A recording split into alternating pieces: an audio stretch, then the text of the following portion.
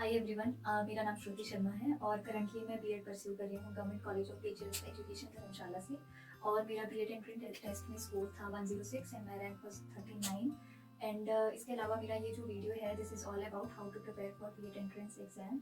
And मैं सबसे पहले आपको ये एड्रेस करना चाहूँगी कि मैंने अपनी प्रिपरेशन में क्या क्या सोर्सेज का यूज़ किया था और कहाँ कहाँ से मैंने पढ़ाई की थी।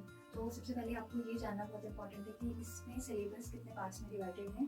आपका एचपीजी के पोर्शन है, हिंदी है, इंग्लिश है और चाइल्ड डेवलपमेंट में पेडागोजी है और इसके अलावा रीजनिंग और मैथमेटिक्स है। ठीक है, तो जो जीके का पोर्शन मैंने प्रिपेयर किया था वो क्या था, मैंने हिमाचल दर्पण की जो पतली वाली बुक आती है उससे प्रिपेयर किया था।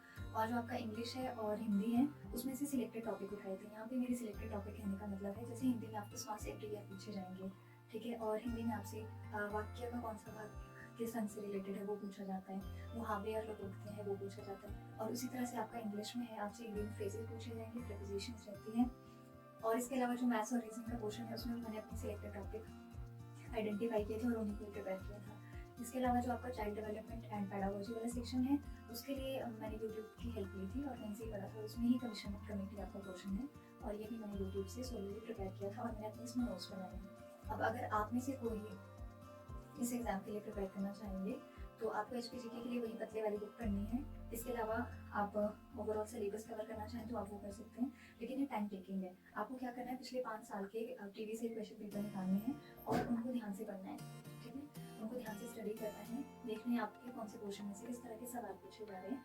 और आपको 30 मार्क्स की एचपीजीके आएगी, 20 मार्क्स की रीजनिंग है और 20 ऑब्वियसली नहीं आपका मैथ्स है। रीजनिंग और मैथ्स के लिए अगेन सिलेक्टेड टॉपिक। अब जहाँ पे मैं बार बार आपसे कह रही हूँ कि सिलेक्टेड टॉपिक है, सिलेक्टेड टॉपिक है, तो वो मेरे पास एक लिस्ट पड़ी है। अगर आप चाहेंगे तो मैं आपके साथ वो जरूर शेयर करूँगी अपकमिंग वीडियोज़ में। और इनकेस किसी को अर्ली वो नोट्स या वीडियोज़ एक्सेट्रा कुछ भी देखनी है या मेरे रिसोर्सेज को देखना है तो वो भी आपसे शेयर कर दूँगी। और उसके लिए मैं अपना डिस्क्रिप्शन में बॉक्स में अपना नंबर डाल दूँगी जहाँ से आप मुझसे कॉन्टैक्ट कर सकते हैं और इसीलिए मैं आपको इसके रिगार्डिंग और सभी को गाइड कर सकती हूँ।